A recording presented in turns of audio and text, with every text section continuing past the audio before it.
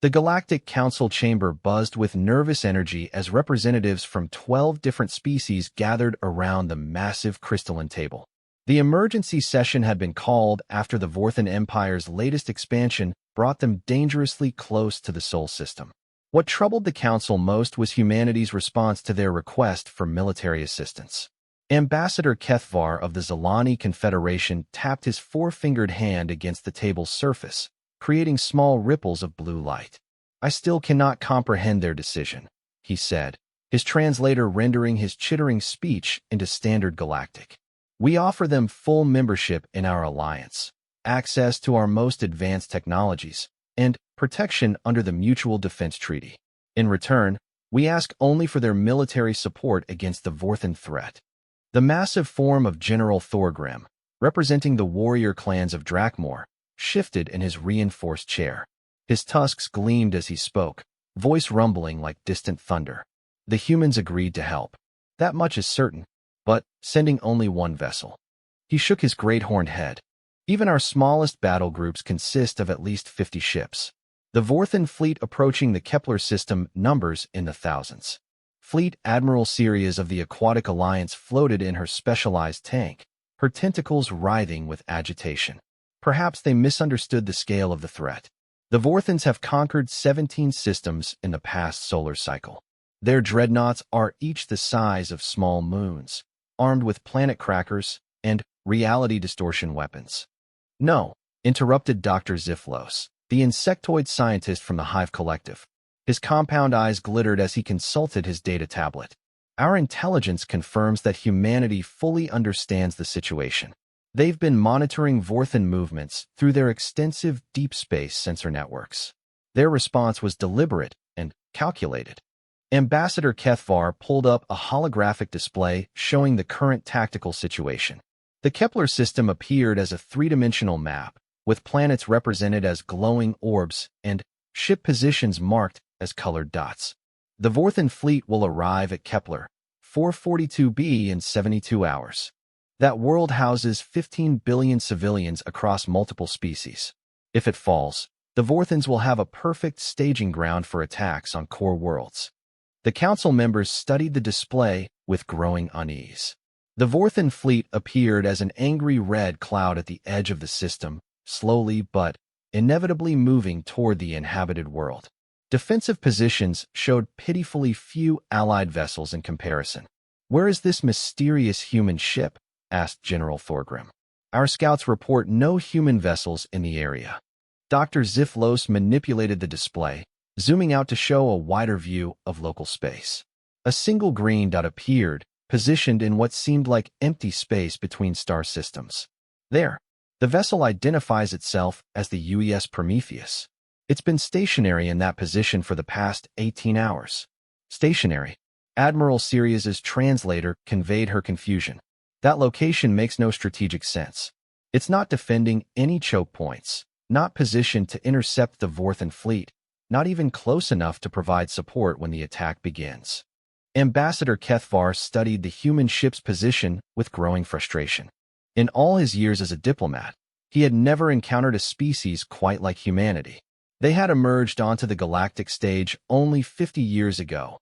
After achieving faster-than-light travel through some revolutionary breakthrough, they kept carefully guarded.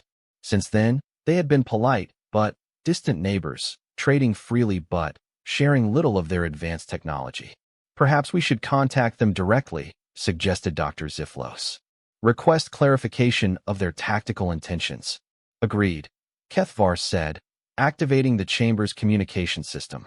"This is Ambassador Kethvar of the Galactic Council, attempting to reach the human vessel Prometheus. Please respond." The response came quickly, the voice calm and professional despite the universal translator's mechanical tone. "This is Captain Sarah Chun of the UES Prometheus. We're reading you clearly, Ambassador. Captain Chun, we're grateful for humanity's commitment to assist in the defense of Kepler 442b. However, our tactical analysis suggests your current position may not be optimal for the coming engagement. The Vorthan fleet significantly outnumbers our combined forces." There was a brief pause before Captain Chun responded. "We appreciate your concern, Ambassador. However, we're positioned exactly where we need to be. The Prometheus will engage the Vorthan fleet when appropriate. General Thorgrim leaned forward, his massive frame causing the table to creak. Captain, with respect, you're commanding a single ship against thousands. Even if your vessel is heavily armed, the mathematics are not favorable. General, I understand your skepticism, but you've never seen the Prometheus in action. We've been preparing for this kind of threat since we first learned about the Vorthan Empire. Dr. Ziflos consulted his readings again, mandibles clicking with nervous energy. Captain, our sensors cannot penetrate your vessel's hull to determine its specifications. Could you share some tactical data to help coordinate our defense? I'm afraid that's classified, Doctor. But I can tell you that the Prometheus represents humanity's most advanced military technology. We've spent decades developing systems specifically designed to counter large-scale threats. The council members exchanged glances, their confusion growing. Humanity's secrecy about their military capabilities was well known, but this level of confidence seemed almost delusional. Ambassador Kethvar tried a different approach. Captain, perhaps you could clarify your engagement strategy? The Vorthan fleet will reach Kepler 442b in less than 3 days. Will you be moving to intercept them before they reach the inhabited world? Negative, Ambassador. The Prometheus will remain in current position until the optimal moment. Admiral Sirius's tentacles writhed with agitation. Captain Chun, forgive my directness, but your ship appears to be positioned for retreat rather than engagement. Are you certain humanity is committed to this defense? The temperature in the communication seemed to drop several degrees as Captain Chun replied, her voice carrying a harder edge. Admiral, I can assure you that retreat is not in our vocabulary. The Prometheus has never withdrawn from a battle, and we won't start today. But surely you understand the tactical reality, pressed General Thorgrim. The Vorthan dreadnoughts alone outmass your ship by factors of thousands. Their escort vessels number in the hundreds. How does one ship, regardless of its capabilities, expect to engage such a force? Captain Chin's laugh came through the speakers, but it wasn't the sound of amusement. It was the laugh of someone who knew something the others didn't. General, you're thinking in terms of conventional warfare. Fleet actions, battle lines, attrition strategies. The Prometheus wasn't designed for that kind of fighting. Then, what kind of fighting was it designed for? Dr. Ziflos asked, his scientific curiosity overriding diplomatic protocol. Total warfare, Doctor. The kind where victory isn't measured in ships destroyed or territory gained, but in the complete elimination of the threat. The chamber fell silent as the implications of those words sank in. Ambassador Kethvar felt a chill run through his body that had nothing to do with the chamber's temperature control. Captain, he said carefully, could you elaborate on what you mean by complete elimination? I mean, Ambassador, that when this engagement is over, the Vorthan Empire will no longer pose a threat to anyone. Not today, not tomorrow, not ever. General Thorgrim's laugh was incredulous.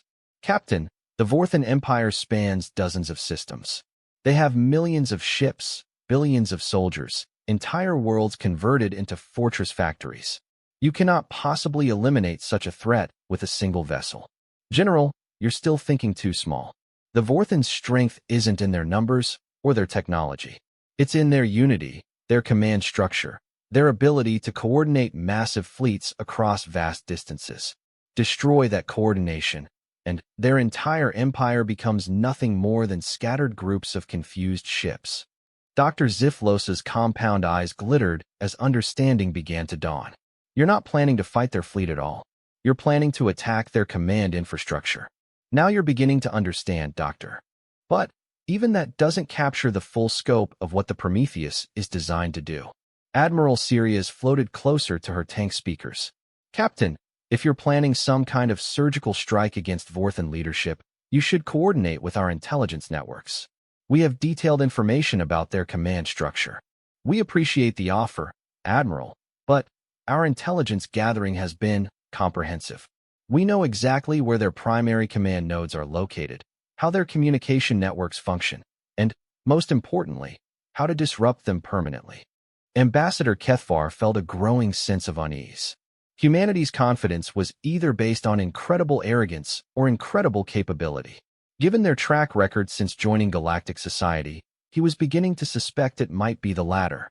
Captain Chun, he said, we don't wish to interfere with your operations, but the lives of 15 billion civilians hang in the balance. If there's any way we can support your mission. Actually, Ambassador, there is something you can do. We need all Allied vessels to maintain their current positions and avoid the Kepler system until we give the all-clear. General Thorgrim's tusks gleamed as he growled.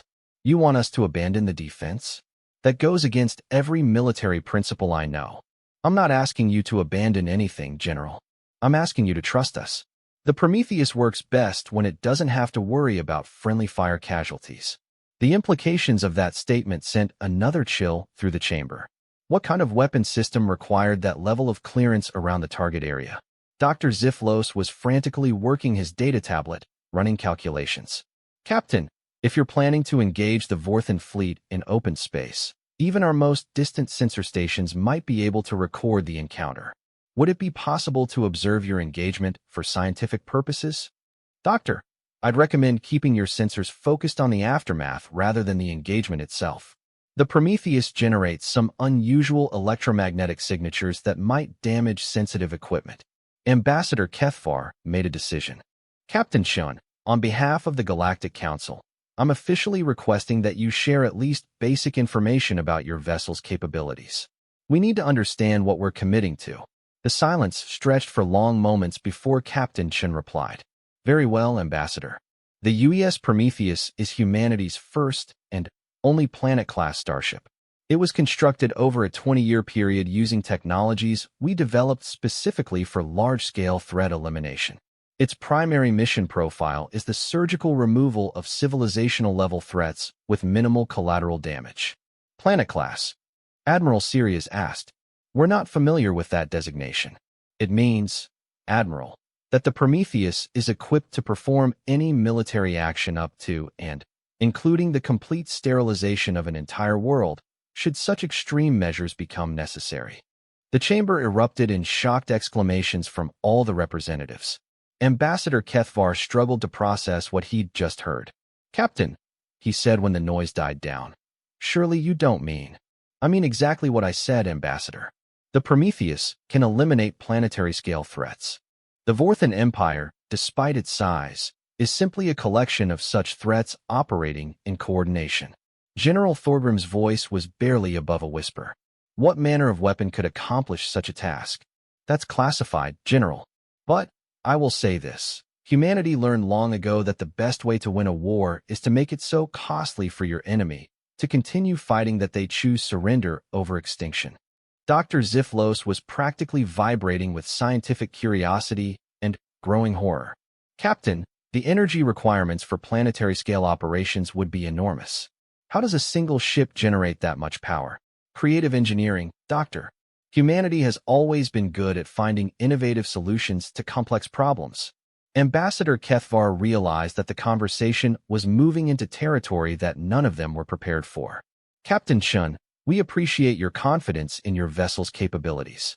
We'll maintain our positions as requested and await your signal. Thank you, Ambassador. The engagement should begin in approximately 60 hours.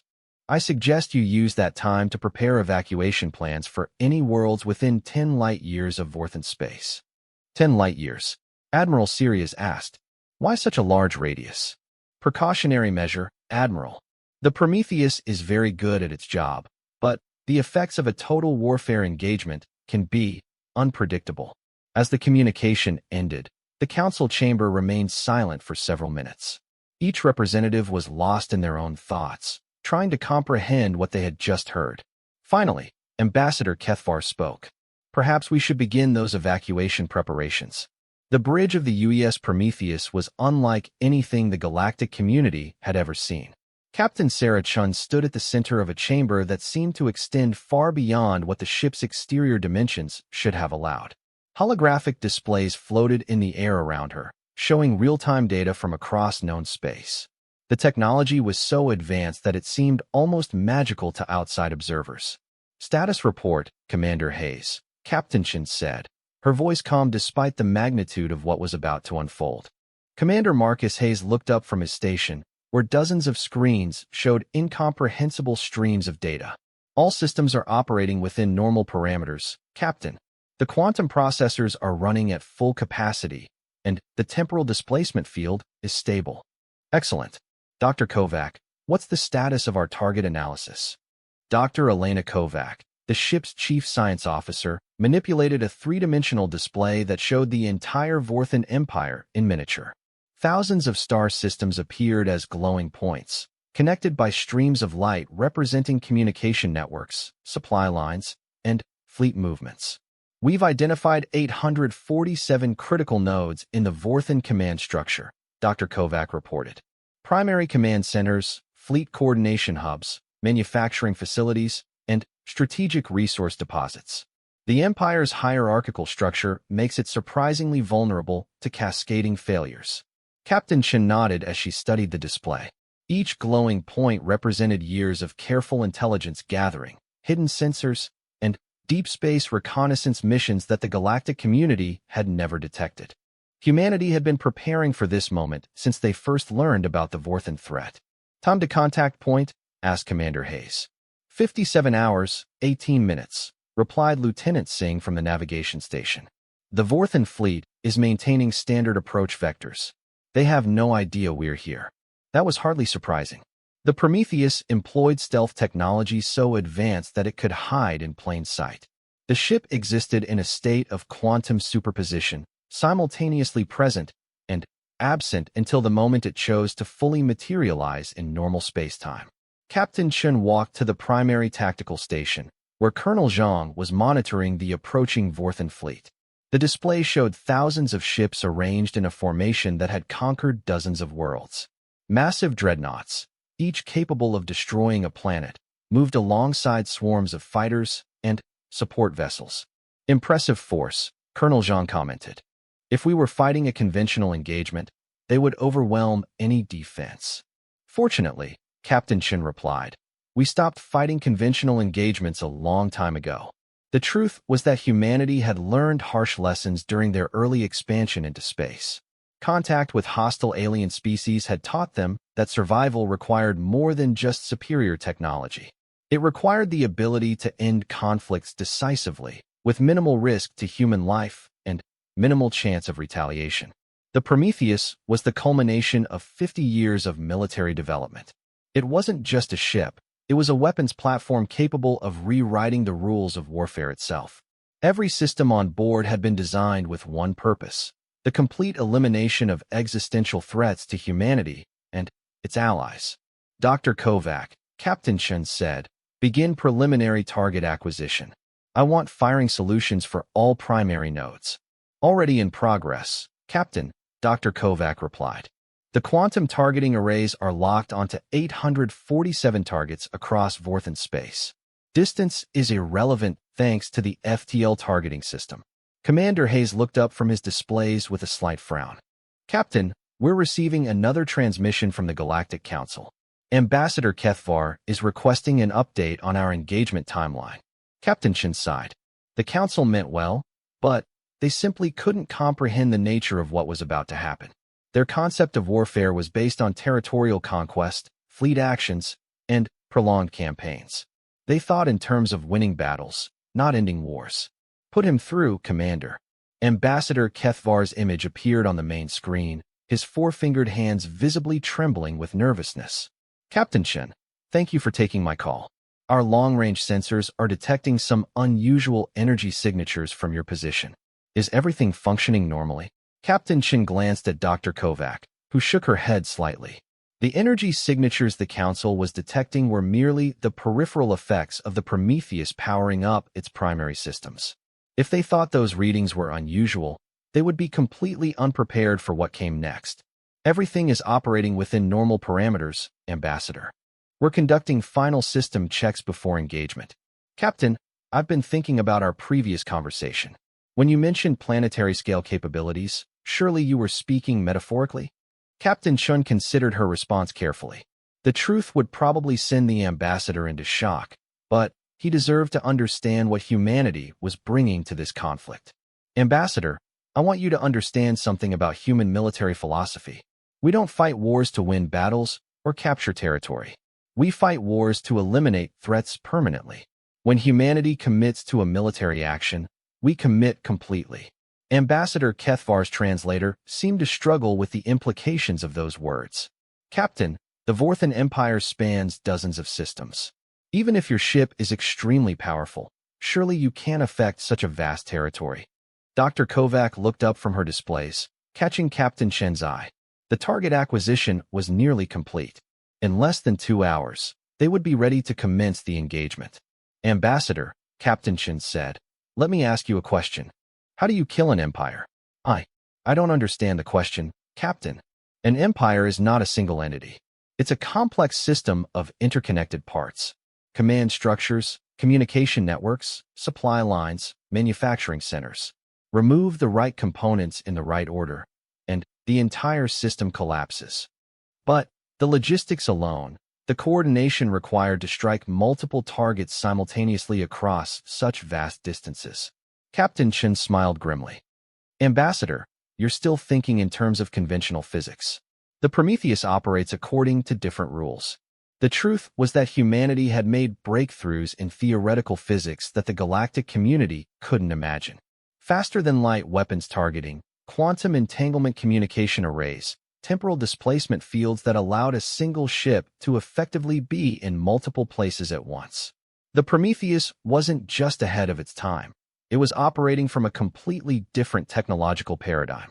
Dr. Kovac, Captain Chen said, how long until we can begin the demonstration? Target acquisition will be complete in 97 minutes, Captain. All quantum torpedo arrays are loaded and ready. Ambassador Kethvar's image flickered as his translation system struggled to process the technical terminology. Quantum torpedoes? Captain, we're not familiar with that weapons classification. They're a uniquely human development, Ambassador. Think of them as guided projectiles that exist in quantum superposition until they reach their targets. Distance and time are largely irrelevant factors. What Captain Shin didn't mention was that each quantum torpedo carried enough exotic matter to destabilize the nuclear forces holding atomic structures together. A single torpedo could theoretically destroy an entire planet by triggering a cascading subatomic collapse. The Prometheus carried 847 of them, each one targeted at a specific node in the Vorthan command structure. Captain, Commander Hayes interrupted, we're detecting new movement from the Vorthan fleet. They're accelerating their approach to Kepler 442b. Captain Shin studied the tactical display. The Vorthan commander was apparently eager to begin the assault on the inhabited world. That was unfortunate for the Vorthans, but it wouldn't change the outcome. Let them come, Commander. Their eagerness will only make this more efficient. Ambassador Kethvar was still struggling to understand the scope of what humanity was planning. Captain Chun, I must ask directly. Are you planning to attack Vorthan territory during their assault on Kepler 442b? I'm planning to end the Vorthan threat completely, Ambassador.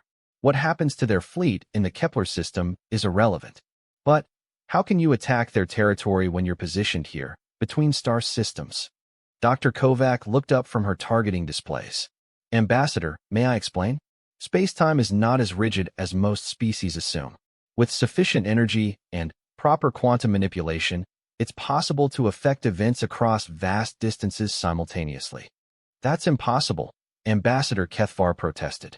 The laws of physics don't allow instantaneous action across interstellar distances.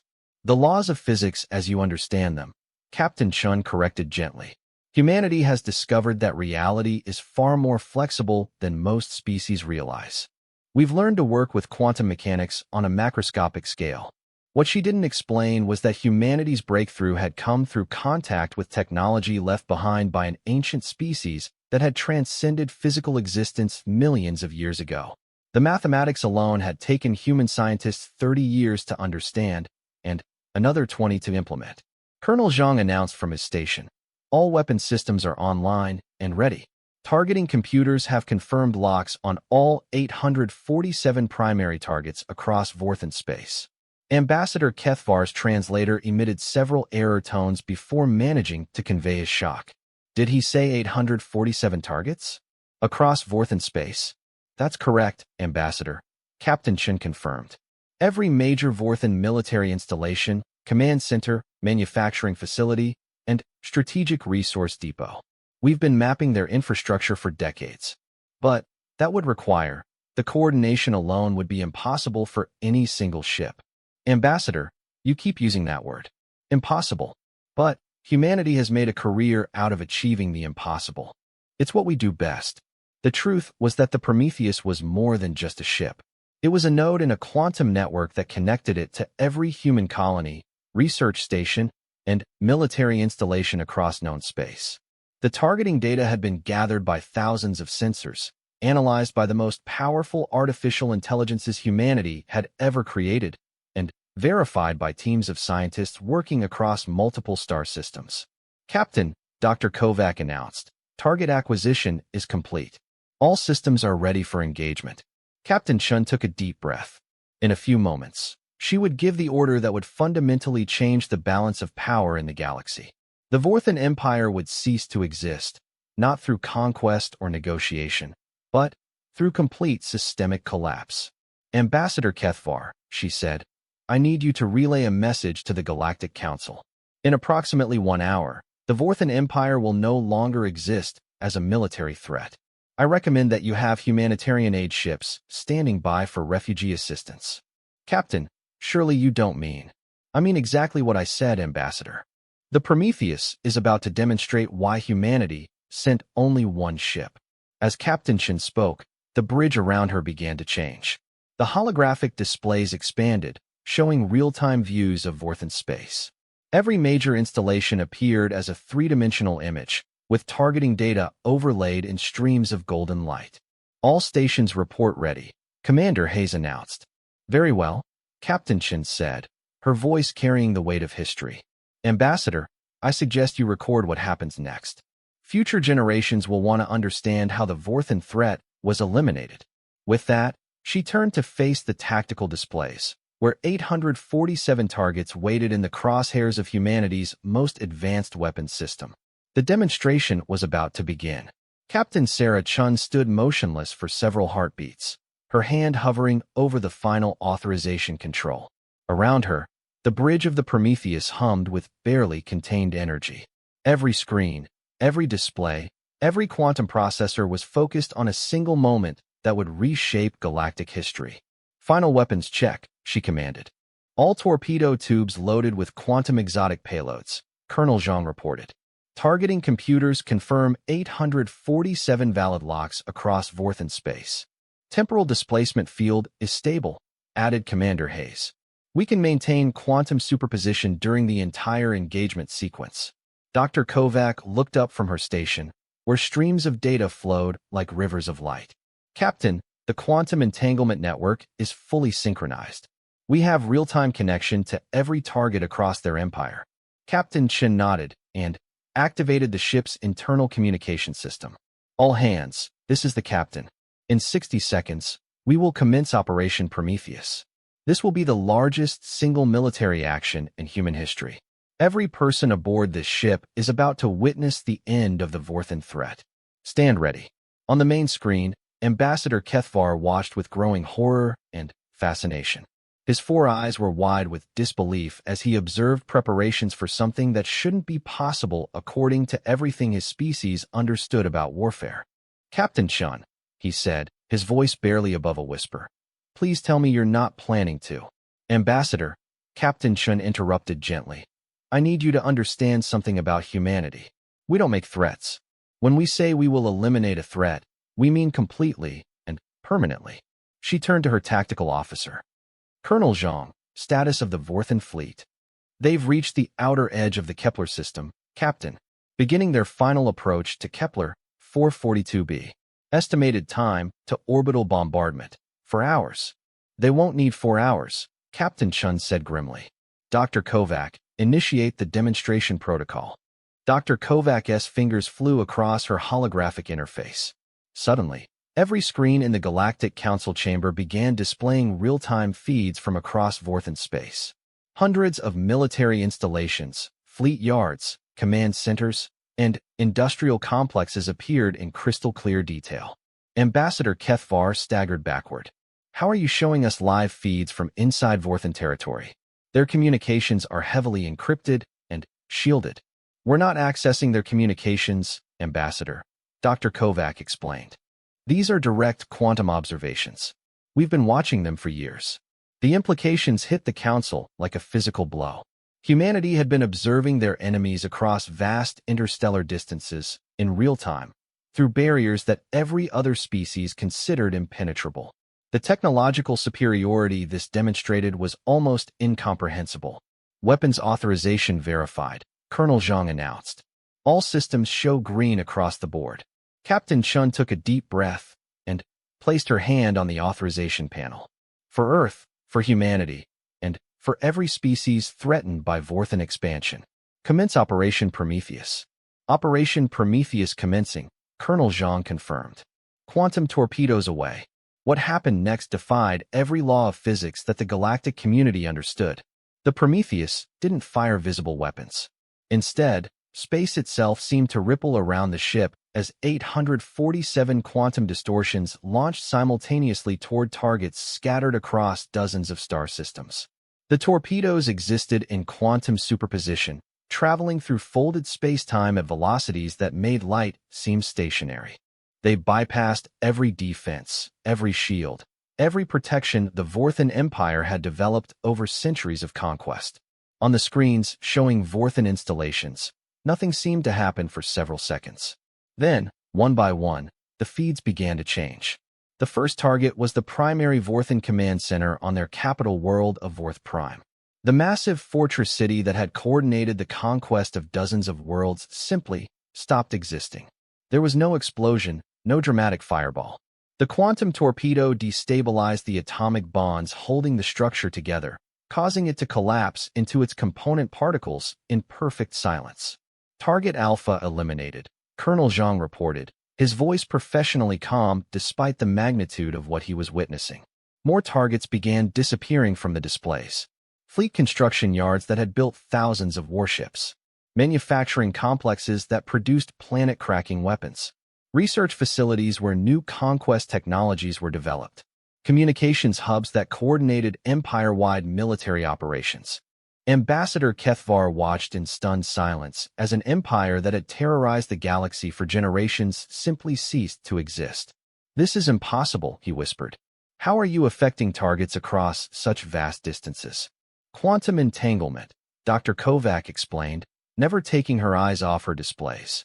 "We've learned to weaponize the fundamental forces that hold reality together. Distance is irrelevant when you're working at the quantum level." The demonstration continued with ruthless efficiency. Every major Vorthan military installation was systematically eliminated in precise sequence. The targeting was surgical. Only military and industrial targets were affected. Civilian populations were left completely untouched, though they would soon find themselves without the imperial infrastructure that had controlled their lives for generations. Fleet coordination centers eliminated, Colonel Zhang announced. Industrial manufacturing eliminated. Strategic resource depots eliminated.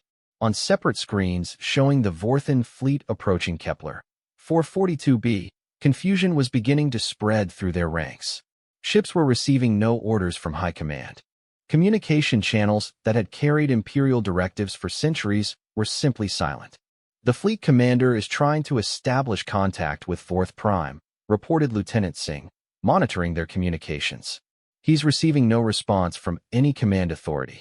Captain Chen watched the tactical displays with satisfaction.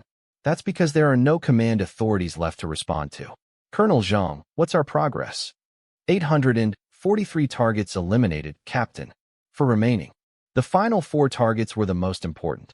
The personal command ships of the Vorthan High Command, including the vessel carrying Supreme War Leader Krexhan himself.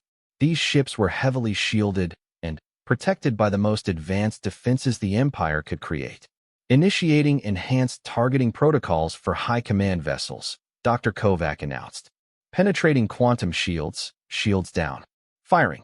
The quantum torpedoes that struck the high command ships were different from the others. Instead of simply destroying their targets, they created localized temporal distortions that aged the ships thousands of years and seconds. The mighty vessels simply crumbled to dust, taking with them the last remnants of Vorthan leadership. All targets eliminated, Colonel Zhang reported. Operation Prometheus complete. The bridge fell silent as the magnitude of what they had accomplished sank in. In less than 10 minutes, they had eliminated an empire that had conquered 17 star systems and threatened to dominate the entire galaxy. Ambassador Kethvar's voice shook as he spoke. Captain Shun, what have you done? We've eliminated a threat to galactic peace, Ambassador. The Vorthan Empire no longer exists as a military force.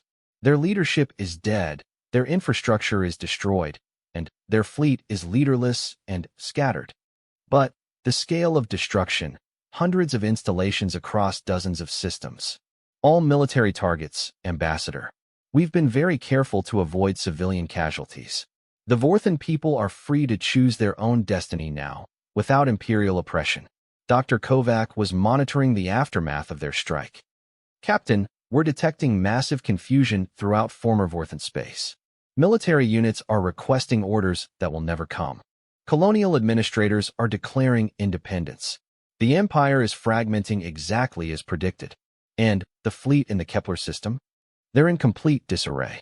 Without orders from high command, different ship captains are arguing about whether to continue the attack, retreat, or surrender. Their unity is completely broken. Captain Shun activated the communication system again. This is Captain Shun of the UES Prometheus, broadcasting on all frequencies to the former Vorthan fleet. Your empire is gone. Your leaders are dead. You have two choices, surrender and request asylum from the Galactic Council, or continue fighting and face the same fate as your command structure. The response came quickly. Ship after ship in the Vorthan fleet began transmitting surrender signals. Within an hour, the entire invasion force had laid down arms and requested safe passage to neutral territory. Ambassador Kethvar was still struggling to process what he had witnessed. Captain, the implications of what you've just demonstrated, if humanity possesses weapons of this magnitude. Ambassador, humanity has no desire to conquer or dominate other species. We developed these capabilities purely for defense against existential threats. The Vorthan Empire qualified as such a threat. But the power to destroy entire civilizations comes with enormous responsibility, Captain Shun finished. Which is why humanity will never use these weapons except as a last resort against threats that cannot be reasoned with or deterred. Commander Hayes looked up from his station. Captain, we're receiving communications from across the galaxy. Word of the Vorthan Empire's collapse is spreading rapidly. Indeed, the quantum communication networks were buzzing with activity as the news spread. Species that had lived in fear of Vorthan expansion were celebrating their liberation. Former Vorthan subjects were declaring independence and requesting Galactic Council protection. Dr. Kovac was analyzing the strategic implications. The power vacuum left by the Empire's collapse will need to be managed carefully. We're recommending immediate Council intervention to prevent civil wars in former Vorthan space. Agreed, Captain Shun said. Ambassador, the Prometheus stands ready to assist with humanitarian efforts and peacekeeping operations as needed. Ambassador Kethvar finally found his voice again. Captain Shun, on behalf of the Galactic Council, we are grateful for your intervention. But, I must ask, are there other human ships like the Prometheus? Captain Shun considered her response carefully. The truth was that the Prometheus was the first of a new class of vessels designed to protect humanity's interests in an often hostile galaxy. Construction was already underway on 2 additional ships of the same type. Ambassador, humanity believes in being prepared for any eventuality. The Prometheus won't be the last ship of its kind. And humanity's intentions toward the galactic community? The same as they've always been, Ambassador. We seek peaceful coexistence and mutual prosperity. But we will not tolerate threats to innocent life, regardless of which species is making those threats. The communication ended, leaving the bridge of the Prometheus in contemplative silence. They had accomplished their mission beyond all expectations. The Vorthan threat was permanently eliminated, galactic peace was secured, and humanity had demonstrated that it was not a species to be underestimated. Captain Shun looked around at her crew, all of whom had performed flawlessly during the most important military operation in human history. Well done, everyone. Set course for Earth. I suspect Command will want a full debrief on Operation Prometheus. As the Prometheus began its journey home, its quantum stealth systems engaged once more. To outside observers, the ship simply faded from existence, leaving no trace that it had ever been there. But, across the galaxy, the effects of its brief appearance would be felt for generations. The Vorthan Empire was gone, its subjects were free, and every species in known space now understood that humanity was not just another member of the galactic community. They were its protectors, and they had just demonstrated why. When humanity sent only one ship, it was more than enough.